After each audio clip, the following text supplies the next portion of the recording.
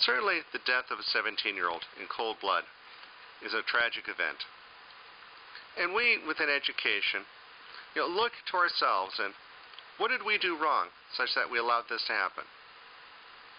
In fact, even the superintendent of one of the major city school districts around here was looking at this, in that an individual was murdered not at school, but in his home neighborhood, and wondering where in education do we go wrong.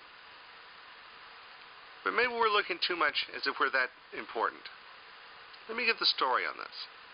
This particular 17-year-old was involved earlier in that day in a major gang fight at school, involving Bloods and Crips, the usual suspects, involving over 100 individuals.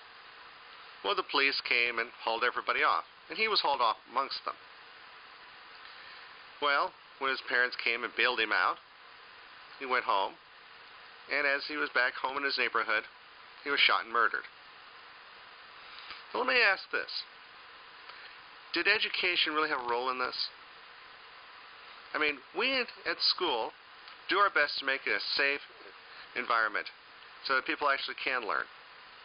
But a lot of the problems we have are brought in from the outside. The gangs and things like that. Are the gangs our fault? Should we in education take responsibility for this person's death? The only part of the responsibility we should have taken is to make sure it didn't happen under our watch. And we work very diligently to make sure that it doesn't happen at school. But once they leave the schoolyard, and once they go home, we can no longer protect them. So aren't the superintendent of that school district, or any of the rest of us, really get our knickers in a knot? Say, hey, what did we do wrong? No. What we did was right. We kept the gang fight and keep anyone else from murdering him under our watch.